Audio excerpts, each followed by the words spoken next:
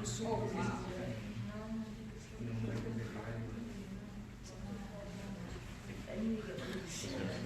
there, maybe.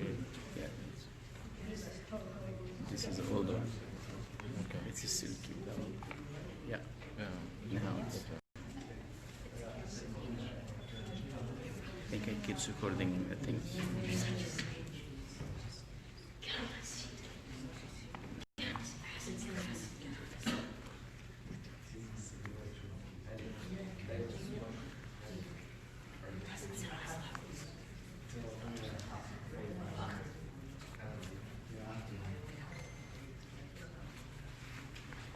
Yes, now fantastic. Okay. Gosh. Okay, I think it's straight. That's right. Is it okay? It's- yeah. Okay. We'll just leave it like I'll that. keep it as is and yeah. Inshallah, we'll start. Inshallah.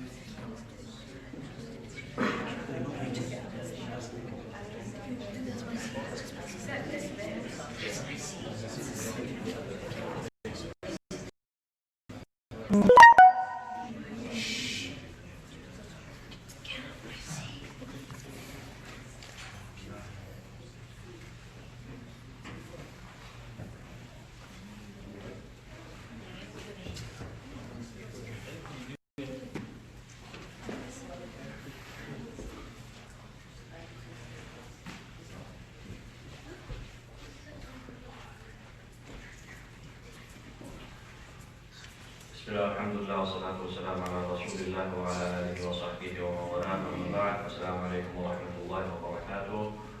Welcome to the first lecture of the day by Sheikh Muhammad Hussein. Inshallah, we'll talk about issues that the youth and sometimes even adults face in the society that we live in right now.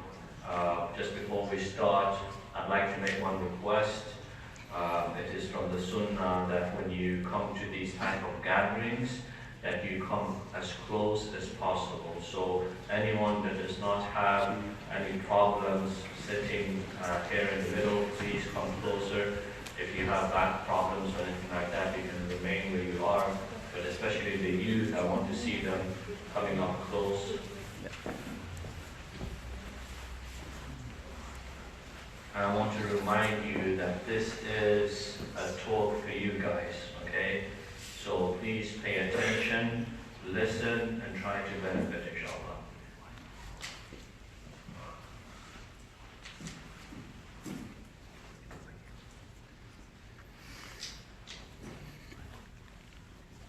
بسم الله الرحمن الرحيم. الحمد لله رب العالمين وأصلي وأسلم على المبعوث رحمة للعالمين نبينا محمد وعلى آله وصحبه وسلم تسليما كثيرا. أما بعد, all praise due to Allah subhanahu wa ta'ala, and may the peace, blessings and salutations be upon his beloved Prophet, his family, his companions, and all those who follow in his footsteps and tread his path until the judgment, and ask Allah subhanahu wa ta'ala to make us all from amongst them. Ameen. So it's great to be back with you all again. Alhamdulillah, this is the second day of this winter conference. Just by show of hands, how many people were here last night? Alhamdulillah, so that's good. We have a lot of returning customers. Alhamdulillah. Alright, so that means we're doing something right, inshallah. The point of this conference is to address some of the issues that many of the youth deal with. And before we get into any of these things, yesterday was about kind of getting motivated to address some of these issues. But today I'd like to speak about some specific issues that each of you are currently dealing with, have dealt with in the past, or will deal with at some point in the future. And myself, like many of you, I mean, I'm not Canadian. I'm from the U.S., but I was born and raised, right? Just like most of you, I'm assuming, I was born and raised in the U.S. My parents were immigrants to the United States, about 10 years before I was born. And I've seen many and had to experience many of the things that you all experience, whether it be from elementary school, middle school, high school, college, university, in your neighborhoods, many of these things that you see. I grew up in a very similar environment. I know when you go from place to place, not every place is the same. Not every place has the same problems, not every place has the same demographic, but nonetheless, there are certain things that we as a youth, in this time and in this age, we face. And the blessings of Allah subhanahu wa ta'ala upon us are abundant. It's plenty, it's more than we can ever count. And it's enough to realize the blessings that Allah subhanahu wa ta'ala has given you, each and every one of us, by just speaking to one of our parents.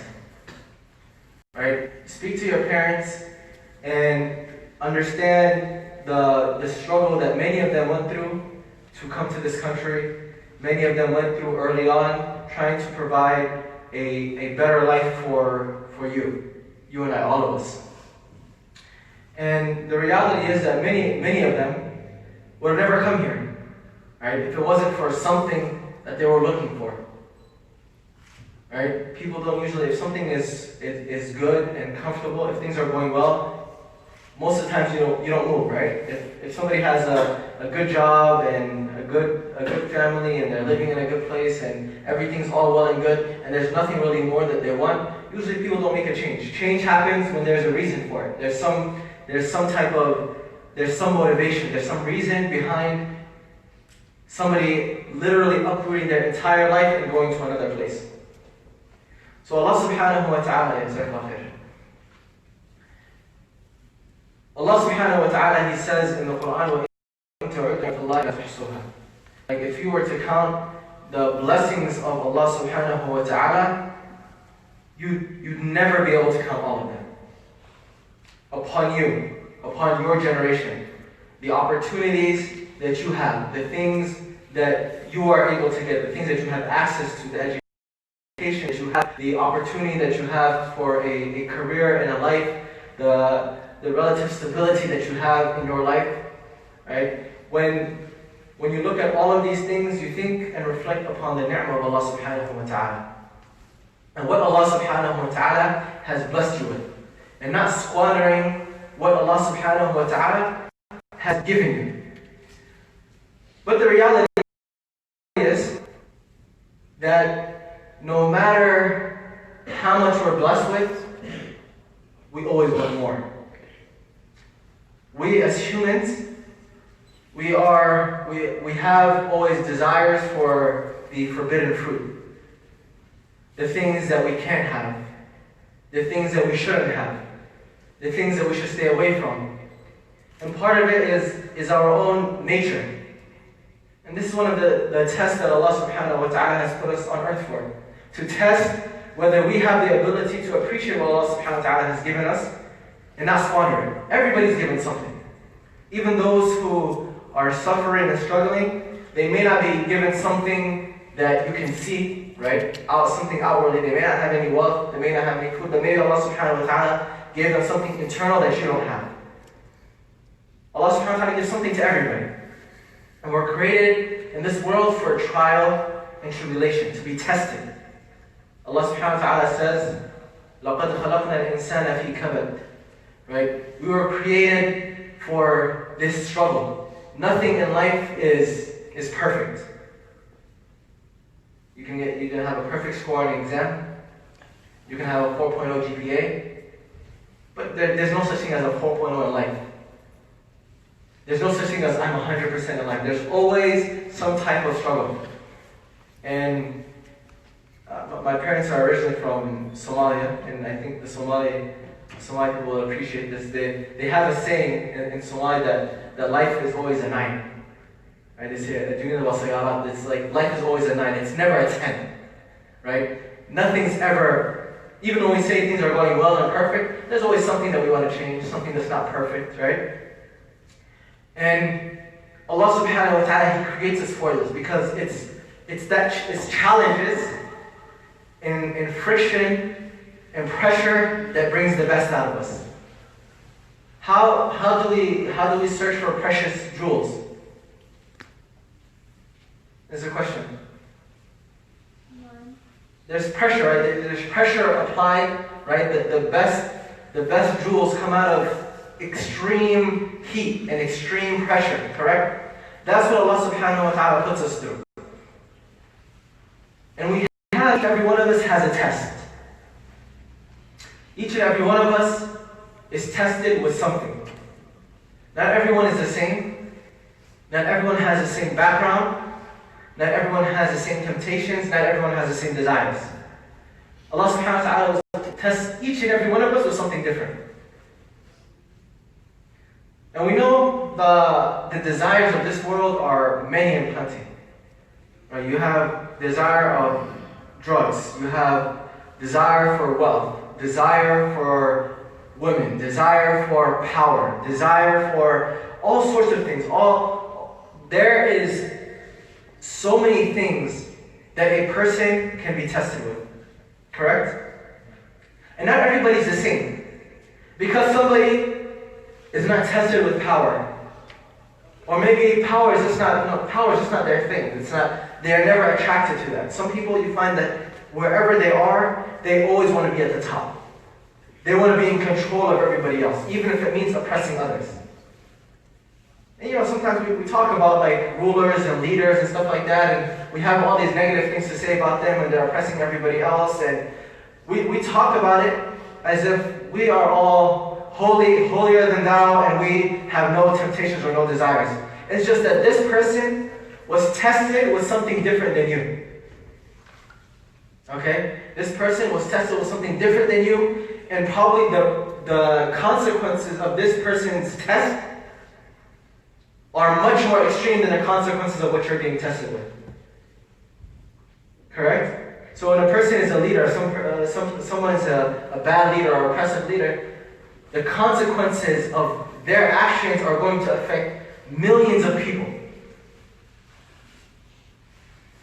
But nonetheless, they are being tested with something that's different from what your test may be. Maybe you have a problem with music. You're just like you can't stop listening to music. You know that it's wrong. You know that you shouldn't be listening to it. You know that all the things that you hear from Quran and Sunnah, and that it's wrong, and all of these things. You know this. But still you can't stop yourself. You can't stop yourself from listening to whatever it is that you like. Maybe you have an issue with drugs. Some people are tested with drugs. Some people, and that's a large part of our talk today. Maybe you have an issue with drugs. You were introduced to it. You were peer pressured into it. You were having some trouble in your life, and you felt, okay, maybe I should test this out. It'll make me feel better. Whatever the case is. And then you go down this rabbit hole, and you have a very hard time calling out. But it's funny because then you find those people who have those same. You'll find an alcoholic, right, who's on the street, who's talking about somebody else who's struggling with something else, right? The alcoholic will say, this guy is, this leader of this place is, doing all this damage, and the person's not looking at themselves and the damage that they're doing to their own lives, right? So it's important that I want to put this in perspective first for the youth amongst us and also the adults among us, that not everybody's struggle is the same. Some people, you might see their struggle. You might see a sister who is, struggling to wear the hijab. And the guys will look at her and say, oh, she's not religious, she doesn't wear the hijab. Whereas this guy, he's doing all this stuff. He's out partying and clubbing and, using drugs and doing all these things, and it's like, yeah, the girl doesn't wear the hijab, she's not religious. Because we have this perception that if the person outwardly, certain things about them does not look as holy or as spiritual as we'd like them to be, that, I'm better than this person because I'm not struggling with that. Maybe your things are hidden. Maybe your things are not seen. Right? Maybe your things are when the doors are closed.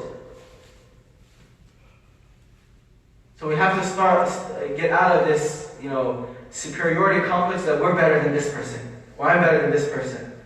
And it causes a lot of problems in our community. Yes, there's a difference between a person who is publicly just doing wrong things in public versus somebody who does it in private. Somebody who does it in private, it shows that the person at least has some shame. Right? And they don't want other people to see them or other people to know about it, and they understand that it's wrong. But everybody's test is different. One time when I was traveling and I was overseas and I was going to study, and one of my teachers, subhanAllah, my teacher was actually Canadian too, and he said to me, he said, you think the shaitan was trying to get you when you were in America? He said, now the shaitan is going to work overtime. You're in this place, you're in a third world country, you're in the middle of nowhere. You think that you're free, shaitan doesn't come in these, within these boundaries. Like it's like the Dajjal or something. The Dajjal does not enter the Haramain, Makkah and Medina. Right? We think shaitan will not enter if you go to a certain place. No, shaitan will follow you. And the less temptations you have around you, it just means the shaitan has to become more creative about it. Right? The shaitan has to become more creative in how you're enticed. Before it's just you see something and it's right in front of you, it's very accessible, doesn't require any creativity. But now it's the shaitan has to work. Imagine maybe before you had an issue with drugs, you go to this place, now your issue is you can't stop talking about people. You're bored, you're in the middle of nowhere, you have this addiction to just gossiping and backbiting and slandering and lying about people all the time. That's what your issue is. And is that not a sin like everything else? Right? So we have to get out of this, and it's really important. And I think a lot of times, many of the youth, they feel guilty because a lot of times many of the adults will put this pressure on them as if the adults are perfect themselves. And we all know, none of us in here is perfect. Everybody is struggling. Everybody wants to get better in something. Everyone has something that they wish they could eliminate from their life. They know there's a place where they could do better. But for everybody, it's different.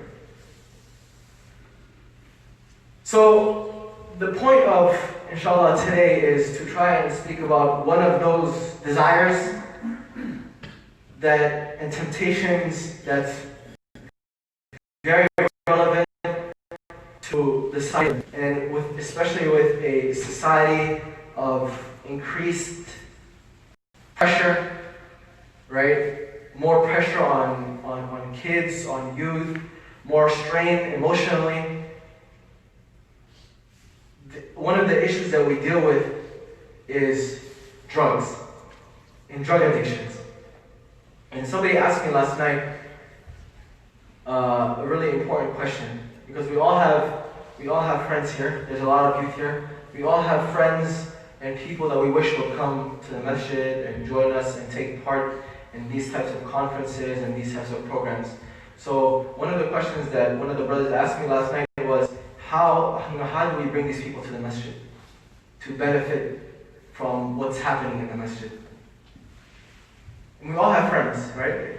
Is there not anybody here who has somebody they know that they wish that they could bring to the masjid? But it's very hard to get them wherever they are, to get them to actually come. It's like, they might not be doing anything better, but they just, I'll come next time, and I'll call you later, or I don't want to go over there so I don't get judged, or whatever the case is. So the best thing that one can do is, why not, whatever good you have, whatever good that you want to give them, whatever advice you want to give them, whatever you want to teach them, however you want to help them, why don't you take the initiative and go to them? Take it to them. Because the goal The goal is not just to come to the masjid. Right? The goal is not just to come to the masjid with an empty heart and an idle mind. Correct? The point is to be here and to be engaged. Which is why I asked some of the young guys here to sit up.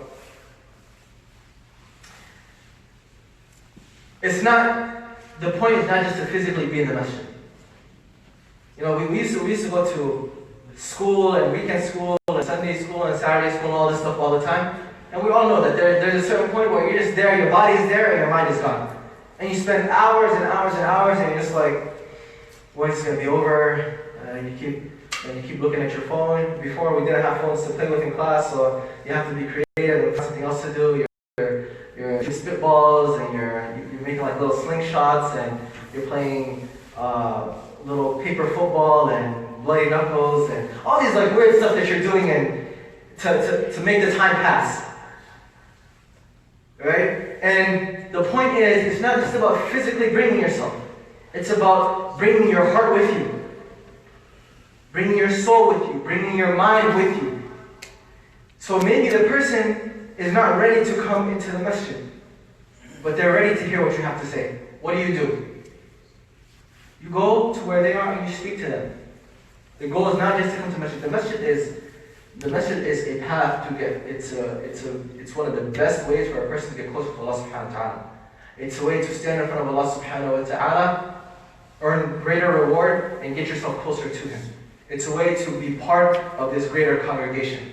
It's a sign of a person's faith that they come and they pray and they join the congregation. But that's not the only goal, and that's not the only way. So it's really important that we start to utilize these methods and not just assume that, if somebody comes to masjid, we'll help them, and if they don't come to masjid, we won't. You have your own Imam, Sheikh Ismail, who goes to the hospitals, goes to universities, goes to the prisons, has to go to these different places so that you can address and speak with different members of your community, because not everybody's going to come here. And when we speak about this issue of drugs or any type of addiction, which is something that all of us have been exposed to at some point, or will be, or have been. And there's no use in speaking about any type of desire or any type of addiction without first establishing some fundamentals. I used to have a teacher who always used to tell us, he was a health teacher, he always used to tell us, he said, it's important that you don't just constantly treat the symptoms, and you try to fight and counter the disease itself. Somebody might be really sick, somebody has a disease that they don't know about. And they might be coughing, they might have a fever, they might have a runny nose. Things that we consider to be normal, it's not a big deal. Take some cough medicine, take some painkillers, take some Tylenol, Advil, whatever you take. And it'll pass. It's getting cold, it's flu season, it might just be the flu. So we treat these symptoms and we overlook the fact that maybe I should go get tested. Maybe I should go to the doctor. Maybe I should go get a physical. Maybe I should go have my blood checked. Maybe I should give my doctor a call. Because we're fighting these symptoms, and these symptoms are not going away. And how many people do we know? I have many family members and many friends that they had some type of illness, and they just, for the longest time, they delayed it because they just assumed it was, it's just a long cold, a couple of months, it'll go away. And they come to find that they have a serious illness that they need to treat. And sometimes they'll say, if you would have waited a couple more weeks, you might have died. Or you might have become, you might have really, hurt yourself. And you might have been in a situation where now this illness would have become terminal. Right? So we constantly treat these little symptoms, and what I mean by these symptoms from an Islamic standpoint is, this person is, never comes to a masjid, or this person has a drug addiction, or this person has this issue or that issue. And we forget to go to the root of the problem. Yes, we speak about the symptoms and we try to treat it, but we also have to try and address the root of the problem. And it's It's these symptoms that will quickly catch us, and it's these symptoms that destroy us. Even when it comes to what is the worst thing that can happen to somebody? What's the worst thing that someone can do? Kill themselves. Kill themselves. Even worse than that. Become like disbelieve in God and not be Muslim, so that he goes to what he gets worse. Yes. So Shirk. yeah, shirk, right? That's the absolute worst thing, right? For a person to associate partner with Allah Subhanahu wa Taala. And you know, there's a small form, a minor form of shirk that sometimes creeps up on some people. And a lot of people, they don't notice it. And it's a type of shirk that the Prophet ﷺ, he referred to it as a black ant walking on a dark rock in the darkness of the night. And this shirk, he called it the hidden shirk. And it's a result of a person showing off in their worship. Right? Because what happens when a person is showing off? It means that a person is more interested in being accepted and being validated by this person or that person or by their community or their friends or the people around them than they are with Allah subhanahu wa ta'ala. So now your intention for doing a certain thing, it went from being for Allah subhanahu wa ta'ala, but for being to be accepted and validated by certain people. And this is a very hidden shirk. Why? Because it sneaks, it creeps up on somebody. Right? You might just be doing something and somebody sees you and you're in the masjid, you're reading Quran, and somebody comes into the masjid and start reading really loud. And I want everybody to hear me. I want them to know that I have a good voice, I have good recitation, I study, tajweed, and I memorize Quran. It sneaks up on people. It's like the guy who was in the masjid praying, and some people are in the corner talking about this guy. It's like, mashallah, this is a person of prayer, and this is a person of ibadah, and all of these things. And the person is the guy is in ruku', and he hears these people saying all these things about them, and he, out of his salah, looks at them and he says, "Yeah, and I'm fasting too." Right? So it's like, people want that to be validated by people. I want to let you know that I'm the guy, I'm the man, I'm the woman. I'm doing all of these things. Right? So it creeps up on somebody, but at a certain point when it becomes like that, it's a real disease, and everybody, it's very apparent and it's very obvious. But it creeps up on people, and it can destroy a person's religion, a person's faith very, very quickly. So back to the point is that our religion, we have to focus first on those fundamentals, and what it all boils down to is that fear of Allah subhanahu wa ta'ala. Right? That's really what it all comes down to. And when you talk about any type of drug addiction problem, whatever it is that we're dealing with, the end of the day, the only thing that's going to really protect you and ensure that you don't destroy yourself is that you stay away from something because you fear Allah subhanahu wa ta'ala. And that's something that you constantly have to train within yourself, right? Taqwa is not something you just say, I'm just going to be a good Muslim, I'm just going to be taqwa. No, you're going to be tested, and you're going to have to persevere, and you're going to be tested, and you're going to have to be patient, and you're going to be tested, and you're going to have to endure, right? It's not like you just say, oh, I'm just going to be, the Imam said I should have taqwa, so I'm going to have taqwa. No, it means taqwa is that when every time you're confronted with something, you look at it and you say, I understand that I shouldn't be doing this because of this, and this, but I know that Allah subhanahu wa ta'ala would not like it. I know my parents wouldn't like it. I know it's not good for my future. I know it's not good for this. But at the end of the day, Allah subhanahu wa ta'ala does not like this. So that's kind of like that relationship that you have to establish with Allah subhanahu wa ta'ala. Because everything else is temporary. Right? I can tell you, there's a talk after me from a licensed professional that's going to tell you about drugs and addiction and give you all the numbers and all the neurological effects that it can have and the destruction that it can cause and the discord in your family and all these things, and give you all those numbers.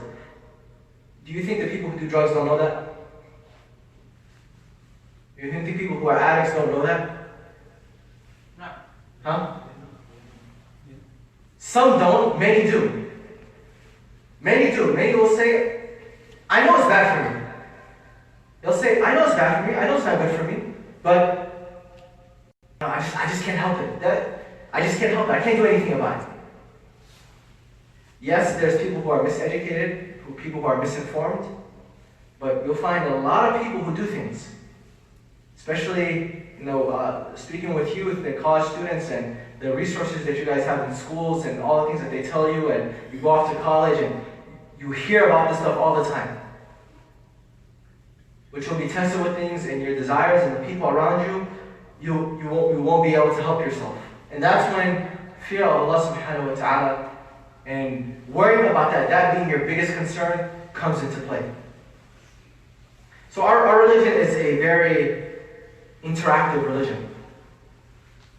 Our religion is a very interactive religion. Our religion is not a religion where we're just given commands and we just follow, right? Our religion, if you look at the revelation over the span of the Prophet ﷺ's life and his prophethood, it wasn't that all of the rulings just came down on the Prophet one time. You're just like, don't drink, don't fornicate, don't do this, don't do this, don't do this. No, it wasn't like that. If it was like that, nobody would have accepted Islam, correct?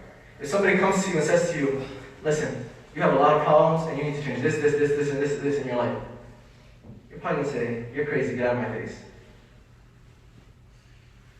But if somebody takes the time to sit with you and slowly assess the things in your life that you want to change, and you do this with yourself as well, and you focus on one thing at a time, the most important thing, and you slowly improve as you grow and as you develop, you improve yourself, then you move on to the next thing, then now you're more likely to actually transform yourself.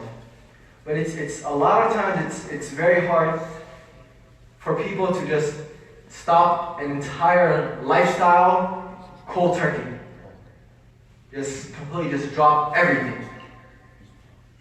Some people are capable of it and don't have an issue with it, don't struggle. But for many people, it's something which is extremely difficult. It's the same thing when it comes to drugs and alcohol and addictions and all of the different things that we face. I mean, I know in the statistics in the States that drugs are the number one cause of death for people between the ages of 20 and 50.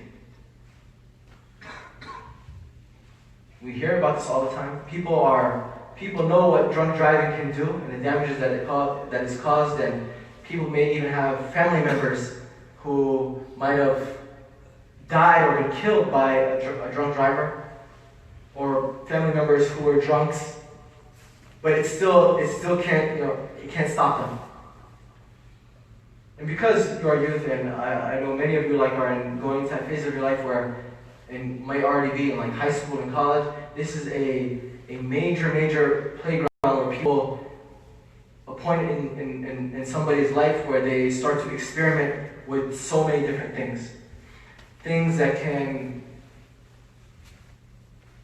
negatively impact the rest of your life.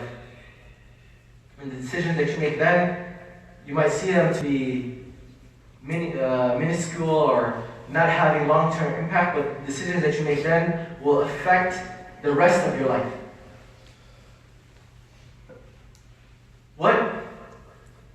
When you talk about drugs, when you talk about alcohol, when you talk about addictions, the one we know about Islam, that Islam is a religion that was sent to preserve certain things. Islam is a religion that came to preserve our morals in our families, in our wealth, in our religion. And one of the things that Islam came to preserve is our minds and our intellects.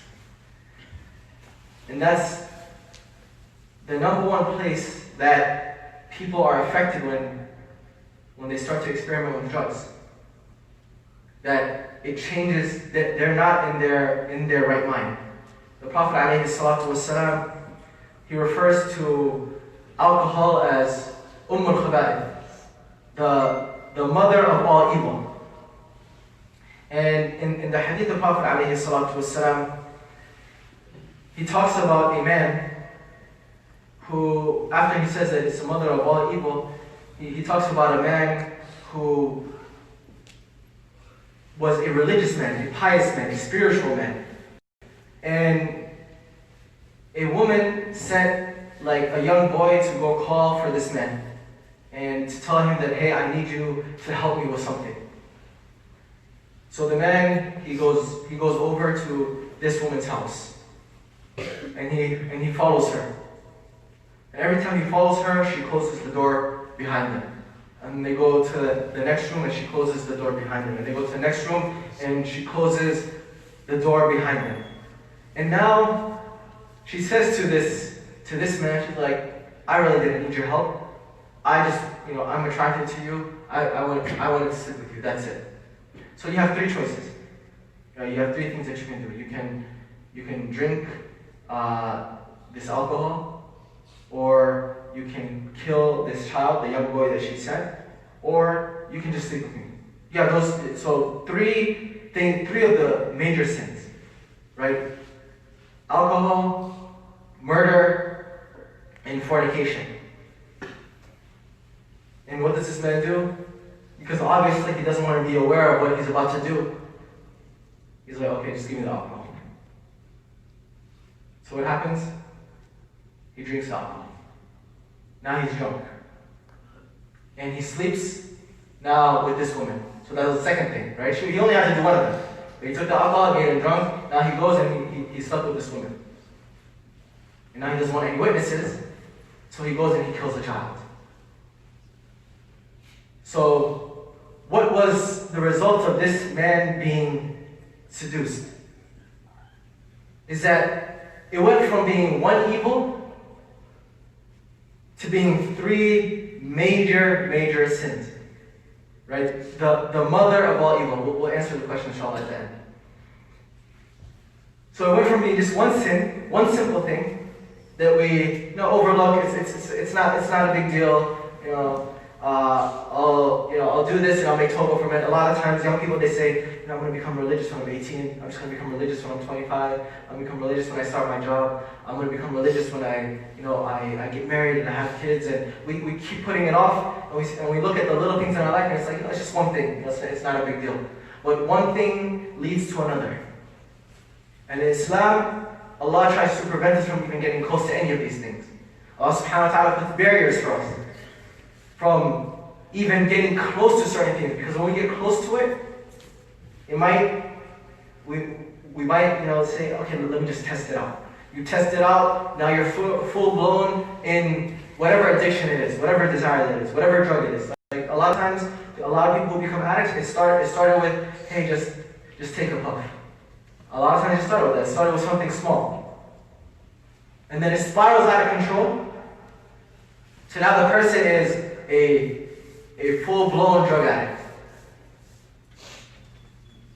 Right? It went from something very simple, something that a person assumed that, I can turn back from this very easily. It's not a big deal.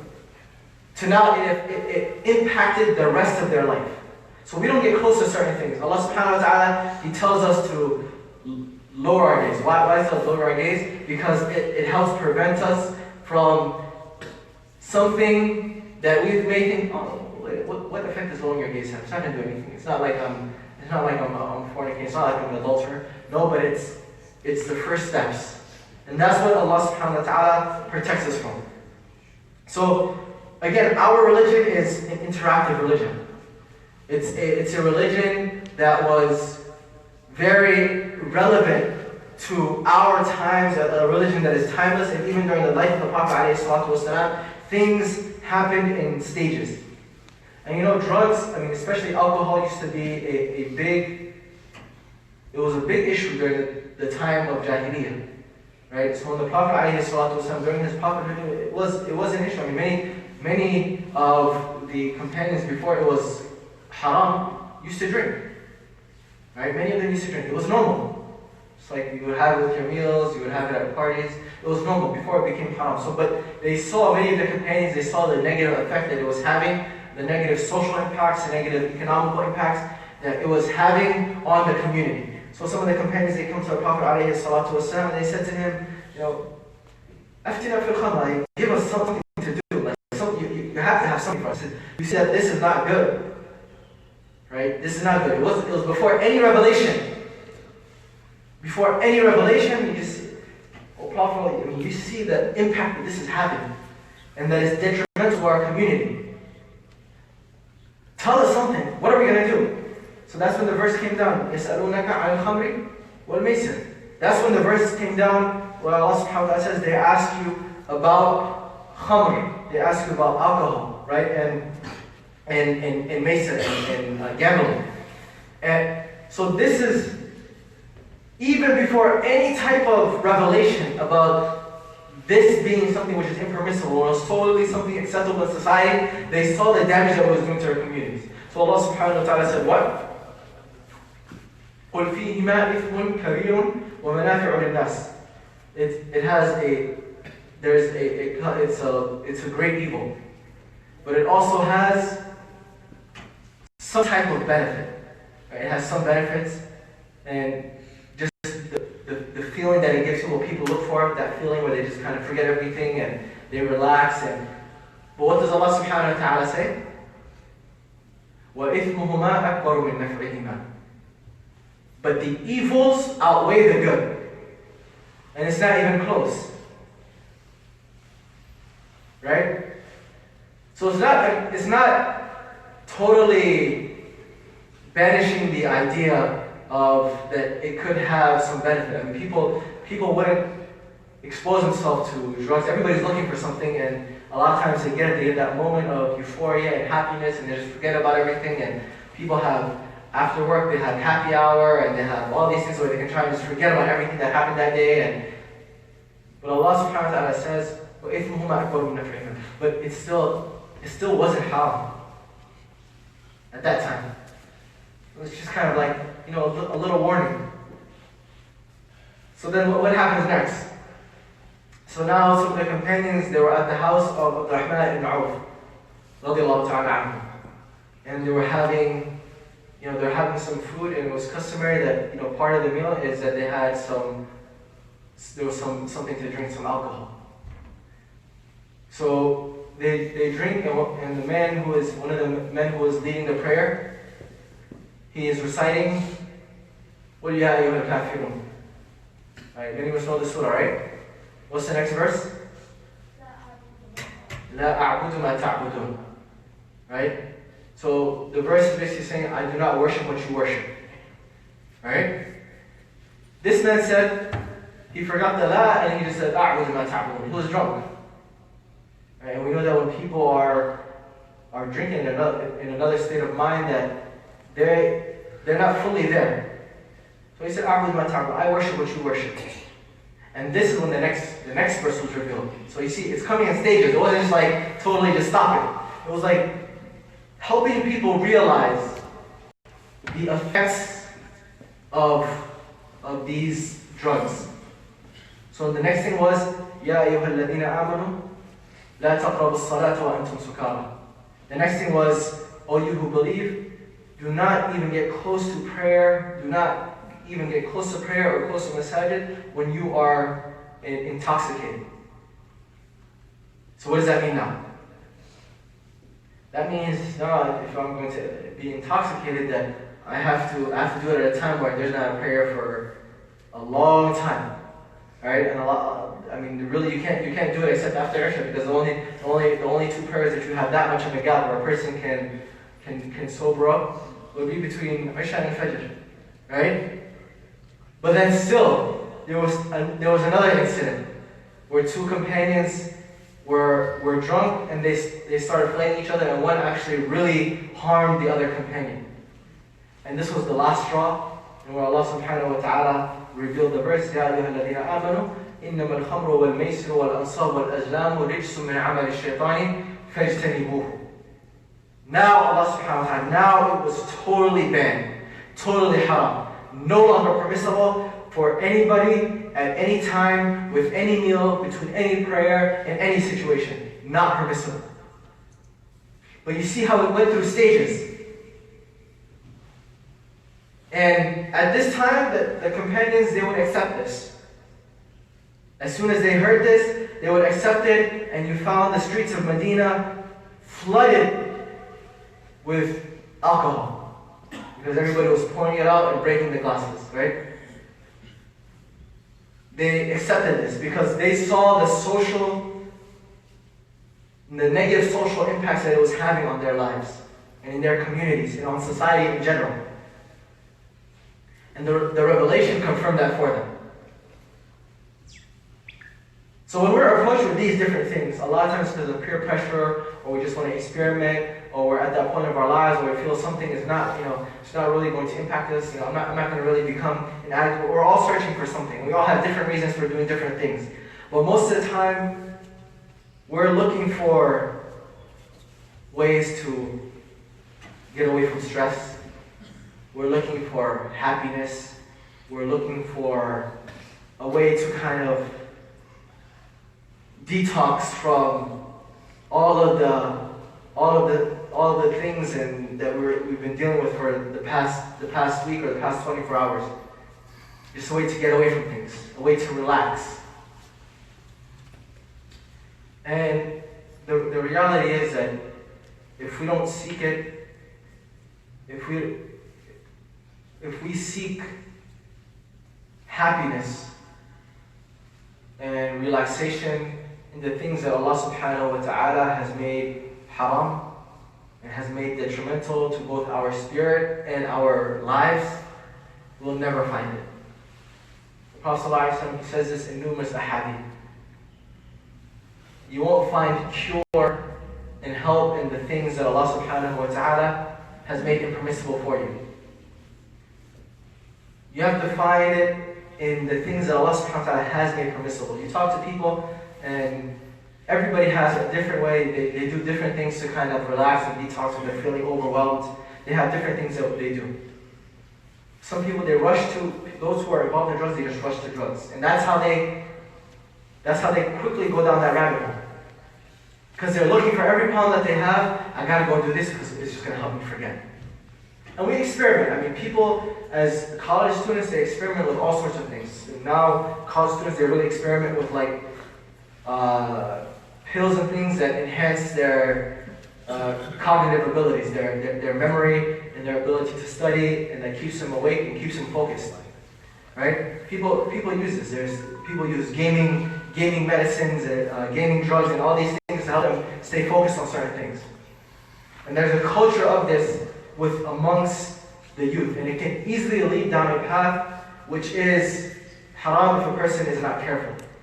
So the reality is that if a person, as one of the great scholars used to say in the past, he said, Wallahi, he swore by Allah subhanahu wa ta'ala, he said, there is a Jannah in this world, that whoever doesn't enter it, they will never enter the Jannah of the hereafter. If a person cannot find peace in this world, they will never find that eternal peace in the hereafter. And that peace is your connection with Allah subhanahu wa ta'ala. There was two righteous men in the past, that Ibrahim ibn Adham and a man named Abu Yusuf, that they were so poor that they had a piece of bread. And they would go to the ocean to dip it in the ocean and eat it. And they were talking to each other and they said, Wallahi, we have something that if the rulers, if the kings and the princes and their children knew what we had, they would fight us to get it. It was that peace that they had. Even though externally they didn't have anything, they're going to the ocean to go dip bread, so that they dip their bread in the ocean so that they can have something to eat. But they found peace in this world. And that's what everybody's searching for. We do all of these things, we work hard, we go to school, we have jobs, we have families, we have this, and everybody's looking for that peace in this world. And that's what everybody wants, right? Everybody wants to be happy, correct? Anybody doesn't want to be happy? And I think everybody wants to be happy, right? So we're all searching for that. And it's not in the things that Allah subhanahu wa ta'ala has made permissible. It's not in the things, it's not always, you're not going to find, they always say money can buy you happiness, they say this can buy you happiness. It's that connection that you build with Allah subhanahu wa ta'ala is what's going to give you that happiness. Not drugs, not this, and not anything that Allah subhanahu wa ta'ala has made haram. Rather, it could lead to your destruction, and it could lead to an ending that you did not imagine for yourself. And Sheikh Mahmoud will speak about death later, right? But just remember that whatever it is that you're doing and that you ever get involved in, always ask yourself this question. What if I were to die in this very moment? Many of you may know, just as I know, I've had people who are close to me who died from overdose on drugs. Literally overdosing on drugs, and their family comes and finds them in the bathtub, passed out. Why? Because they were searching for something and they couldn't get it, so they took more, and they couldn't get it anymore, and they got immune to it, and they took more, and they took more until they had nothing left. And they took everything, and it ended their life. Family member, I'm not even talking to you about like a friend or family members. I had a friend who, same thing, had an addiction that he could not get over. And because of that addiction, he was with friends, and this it's very reminiscent of the story of the two companions. He was also with another friend who had also drug problems. And what happened? They got into an argument, and his friend threw him from the balcony. It was in a very cold city. Threw him from the balcony, and he fell from like the second or third floor. And not only that, he fell, and his friend was so drugged, didn't even have the mind to realize, oh my God, what did I just do? Let me call the ambulance. No. His friend was so drugged too that he didn't even realize it. And 3 hours later, they come and they find this man passed out in the snow. What happens? They take him to the hospital, and now he was brain dead. Brain dead for almost a year before Allah subhanahu wa ta'ala will take his life. So it's these situations, these are real things. So we talk about these things like they're stories, but it can be any one of us if we're not careful. These things happen all the time. So it's important that we realize not only the symptoms itself, because all of these things are signs of a lack of happiness that we're searching for, that euphoria, that rush, that high that we're searching for in life. And when we can't find it, it inevitably leads to this destruction. So let's try and find that happiness in the fear and the love of Allah subhanahu wa ta'ala. I ask Allah subhanahu wa ta'ala to protect all of us. I ask Allah subhanahu wa ta'ala to protect our families. Allah subhanahu wa ta'ala sallallahu ala nabiyyina Muhammad wa ala alihi wa sahbihi wa sallam.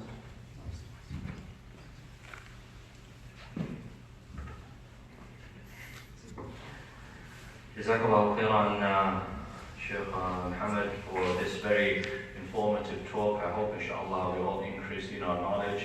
And just as a piece of advice, this is how a person becomes a scholar.